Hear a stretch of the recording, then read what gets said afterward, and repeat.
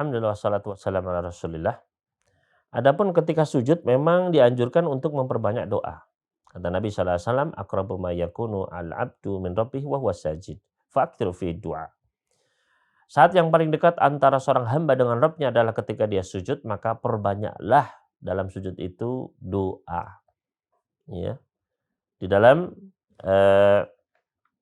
hadis lainnya, ya, yaitu dari sahabat Ibnu Abbas tadi, fa amar ruku fa'adhimu fi rabba, adapun ketika ruku maka agungkanlah Allah, wa ammas sujud fa'aktsiru fihi minad du'a faqaminun an yustajabu lakum.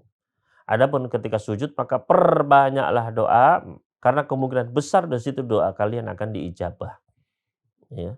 Ini menunjukkan memang ketika sujud itu dianjurkan untuk memperbanyak doa. Memang disuruh sama Nabi sallallahu alaihi wasallam.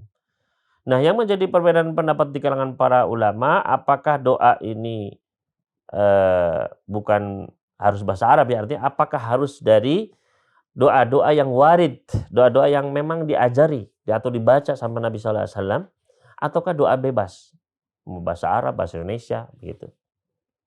Ya.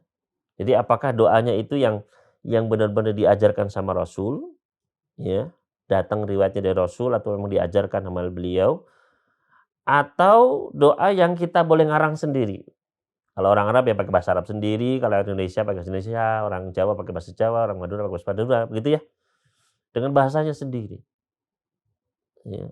Maka terjadi perbedaan pendapat. Kenapa?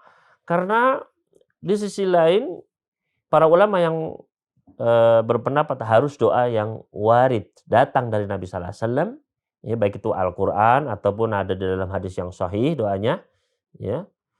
Karena di dalam hadis disebutkan ketika ya Nabi sallallahu alaihi wasallam sedang sholat dengan para sahabat, tiba-tiba ada yang bersin. Kemudian sahabat ada yang mendoakan yarhamukallah begitu. Maka ada sahabat yang lain mengingatkan, artinya suruh diem begitu. Ya. Maka sahabat ini bingung, ya. Ada apa? Dia bertanya karena dia menyangka sholat itu masih boleh berbicara. Ya. Maka setelah selesai sholat dinasihati. Ya inna hadis sholat la tasluhu fi syai'in min kalamin nas. Sesungguhnya sholat ini tidak layak, tidak pantas untuk sedikit pun diucapkan ucapan manusia. Ya. Nah berarti kata para ulama, berarti ucapan kita sendiri nggak boleh ketika sholat. Yang boleh bacaan Al-Quran, gitu ya, atau zikir-zikir yang memang diajarkan oleh Nabi sallallahu alaihi wasallam.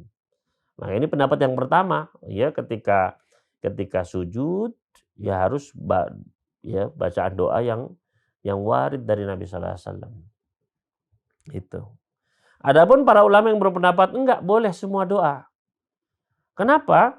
Karena lafadznya di dalam hadis tadi fa'aktsiru fi ad-du'a. Doa di sini bersifat umum. Ya, boleh doa apa saja. Ya. Karena doa tersebut bersifat umum, maka ini menjadi pengecualian. Ya. Karena doa ini enggak, ya, ketika ruku enggak, ketika i'tidal enggak, memang khusus sujud. Ya, maka ini pengecualian memang khusus. Karena ini saat yang terdekat, maka boleh doa apa saja termasuk dengan bahasa kita. Begitu. Ya. Maka disinilah terjadi perbedaan pendapat di kalangan para ulama kita. Ada yang harus doanya itu yang ma'thur, ya, ada di Al-Quran atau hadis yang sahih. Ada di antara para ulama yang enggak boleh semua doa. Ya. Apalagi kita orang Indonesia misalnya atau yang hafalnya kan bingung mau berdoa, anaknya mau apa misalnya tuh, mendoakan anaknya mau kerja misalnya, mau menikah atau mau punya anak, mau doakannya kan bingung gitu ya. Maka ya dengan bahasa kita sendiri pun tidak apa-apa. Ya. Maka wallahu ta'ala, ya ini memang terjadi perbedaan pendapat di kalangan para ulama, para fuqaha, ya. Ketika kita mau membaca doa, ya, maka ya wallahu ta'ala tidak mengapa apabila kita membacanya dengan doa-doa yang tidak ma'thur, wallahu ta'ala alam.